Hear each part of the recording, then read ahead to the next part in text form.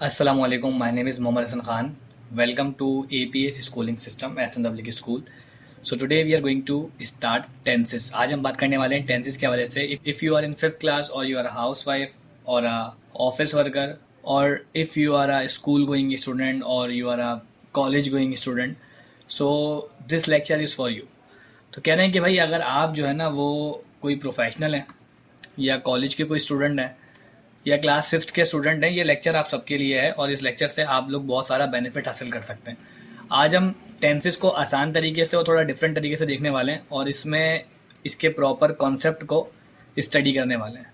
तो चलिए स्टार्ट करते हैं। हमारा टेंसेस है आज का topic. So if we talk about the word tense, the word tense comes from tempus. कह रहे हैं अगर हम बात करें लफ्ज़ टेंस की तो वो जो टेंस लफ्ज़ है वो ओरिजिनेट हुआ है, जनरेट हुआ है टेम्पस से। पुराने वक्तों में टेंस को टेम्पस कहा जाता था। जैसे इंसान छोटा बच्चा होता है तो उसे बच्चा कहा जाता है, जब वो बड़ा हो जाता है तो उसे बड़ा कहा जाता है। जैसे हमारे स्टेजेस होते हैं टीनेजर, यंगस्टर और एडल्ट वगैरह, इस तरह से। इसी तरीके से टेंसेस को जो एंशियंट, जो पुराने ज़माने के लोग थे या कदीम ज़माने में आप कह लो, एंशियंट का मतलब कदीम होता है, तो पुराने वक्तों में टेंसेस को और टेंस को पुराने वक्तों में टेंस को टेम्पस कहा जाता था। तो टेंस का जो वर्ड है वो हमें मिला है टेम्पस से। And if you want to know the lateral meaning of tempus, the lateral meaning of tempus is time. और अगर हम चाहते हैं कि हमारे जो लफ्ज़ है टेम्पस, इसकी जो लफ्ज़ी मायने जो हैं वो टाइम है, ठीक है, तो हम चलें अब इसकी डेफिनेशन को भी स्टडी करते हैं अकॉर्डिंग टू गूगल के हिसाब से। A verb based method use to indicate the time and sometime the continuation और completeness of an action।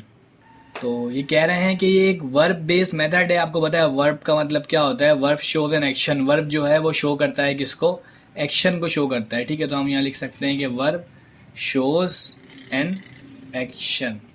Verb shows an action. Action जो है वो एक्ट से निकले और एक्ट का मतलब क्या होता है? अमल। फॉर एग्जाम्पल आप ये पिक्चर में देख सकते हैं, ये भी एक अमल के प्रोसेस में, मतलब ये काम कर रहा है, ठीक है। The boy is writing on the paper. बच्चा जो है वो लिख रहा है पेपर के ऊपर। तो कह रहे हैं अब वर्ब बेस्ड मेथड, जो एक वर्ब बेस्ड मेथड है, क्या है? हम किसको स्टडी कर रहे हैं? हम डेफिनेशन ऑफ टेंस को स्टडी कर रहे हैं। कह रहे हैं जो डेफिनेशन ऑफ टेंस है, अगर हम इसकी तारीफ पढ़ें, क्योंकि जाहिर सी बात है हर एक इंसान की तारीफ होती है, हर एक चीज़ की तारीफ होती है। आपकी भी कुछ तारीफ होगी, मेरी भी कोई तारीफ होगी। डेफिनेशन जिसे हम कहते हैं, जिसके बारे में हमें पता लगता है कि भाई हमारा नाम ये है, हम इस क्लास में पढ़ते हैं, हम फना के बेटे हैं, हम इस चीज़ से ताल्लुक़ रखते हैं, ठीक है। तो हमारी भी डिफरेंट डेफिनेशन होती हैं और हर एक चीज़ की, चाहे वो लिविंग थिंग्स हों चाहे वो नॉन लिविंग थिंग्स हों, उन सब की भी क्या होती है? एक डेफिनेशन होती है। इसी तरीके से कोई आपसे पूछ लिया अगर डेफिनेशन ऑफ टेंस मुझे बताएं, kindly tell me the definition of tense, तो आप उसे इस तरीके से एक्सप्लेन कर सकते हैं। तो हमारे सामने a verb based method use to indicate the time. कह रहे हैं एक ये वर्ब बेस्ड मेथड होता है, इस्तेमाल किया जाता है टाइम को इंडिकेट करने के लिए, टाइम को बताने के लिए। वर्ब बेस्ड मेथड है, मतलब इसमें वर्ब आता है और मैं आपको बता चुका हूँ कि verb shows an action. Verb जो है वो शो करता है किसको? एक्शन को शो करता है, ठीक है।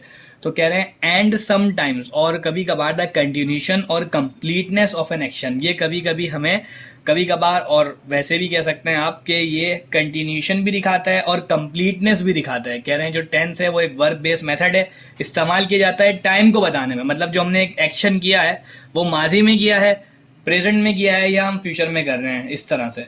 अब वो एक्शन कभी कभी क्या होता है, हमारा कंटिन्यूशन प्रोसेस में भी होता है। कभी कभी माजी में कोई ऐसा काम छोड़ता हुआ देखकर आ रहे होते हैं जो कंटिन्यूइंग प्रोसेस में होता है। फॉर एग्जांपल अम्मी खाना पका रही थी, जब मैं कोचिंग के लिए घर से निकला तो अम्मी खाना पका रही थी, तो वो जो एक्शन था अम्मी का वो कंटिन्यूशन प्रोसेस में था, मतलब वो एक कंटिन्यू था, ठीक है। मतलब वो कंटिन्यू था, अम्मी खाना पका रही थी, वो काम चल रहा था। तो कह रहे हैं हमें ये बताता है कि एक्शन जो है इंडिकेट करता है टाइम को और एक्शन को बताता है कि वो कंटिन्यू है या कंप्लीट हो चुका है।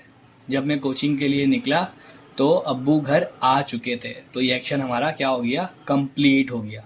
तो ये बताता है कि हमारा जो एक्शन है वो कंप्लीट हो चुका है या कंटिन्यूइंग प्रोसेस में है। हम इसको दोबारा से देखते हैं, दो लाइन है लेकिन इसे थोड़ा डीपली समझेंगे। A verb based method use to indicate the time.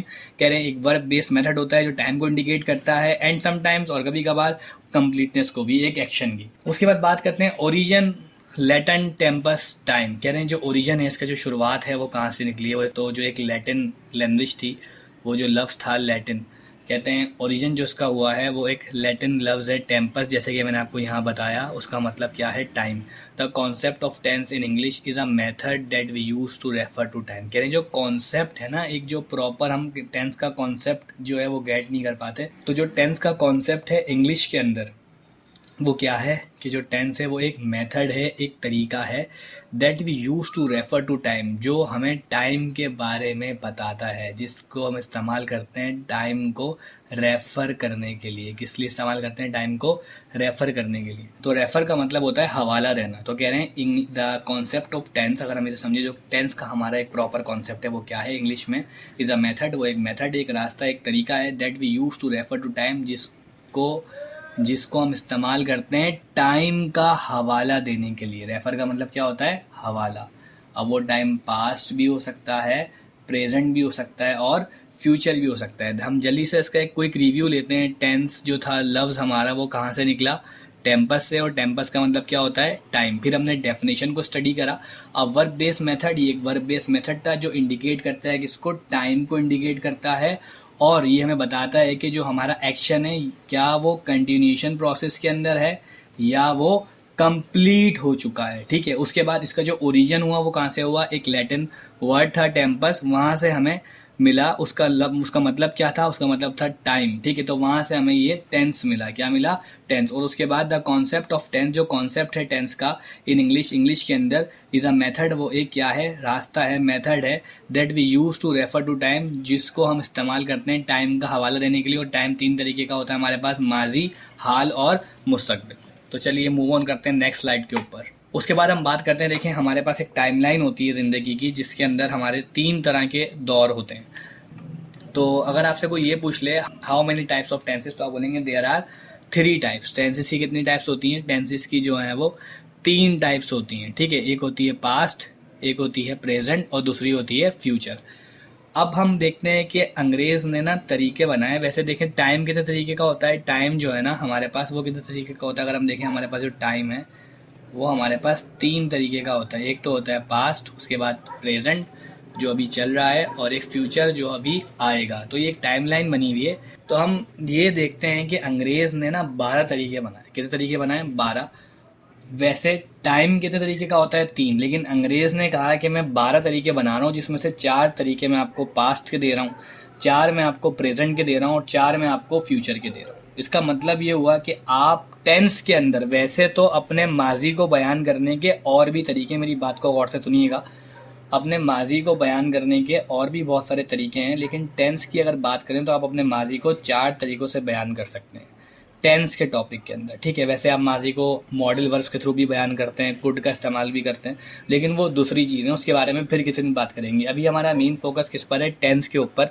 तो टेंस की जो मेन टाइप्स हैं, how many types of tenses? There are 3 types. हमारे पास कितनी टाइप्स है टेंस की? 3, पास्ट, प्रेजेंट और future. And if we want to know the sub types of these tenses, अगर हम चाहते हैं जानना इनकी सब टाइप्स के बारे में, इनकी और जो मज़ीद हम कैटेगराइज करें, हम देखेंगे पास्ट की हमारे पास और 4 टाइप्स हैं, जिसको हम कहते हैं इंडेफिनिट, कंटिन्यूअस, परफेक्ट और परफेक्ट कंटिन्यूअस। इसी तरीके से अंग्रेज़ ने कहा कि आपको अगर अपने माजी को बयान करना है तो उसके कितने तरीके हैं? 4। आप अपने माजी को इंडेफिनिट वाले रास्ते से भी बयान कर सकते हो, कंटिन्यूअस के रास्ते से भी बयान कर सकते हो, परफेक्ट वाले तरीके से भी बयान कर सकते हो और परफेक्ट कंटिन्यूअस वाले तरीके से भी बयान कर सकते हो।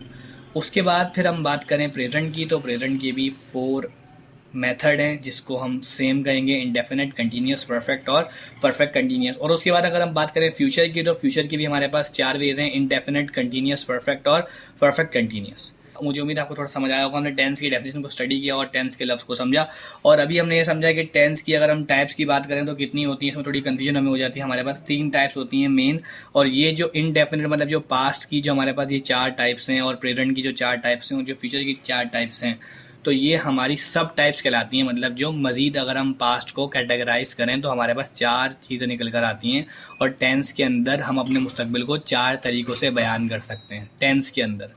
और टेंस के अंदर अपने हाल को भी 4 तरीक़ों से बयान कर सकते हैं, और टेंस के अंदर अपने फ्यूचर को भी 4 तरीक़ों से बयान कर सकते हैं। ठीक है, तो ये सब टाइप्स कहलाती हैं, और जो मेन टाइप्स हैं वो कौन सी हैं? पास्ट, प्रेजेंट और फ्यूचर।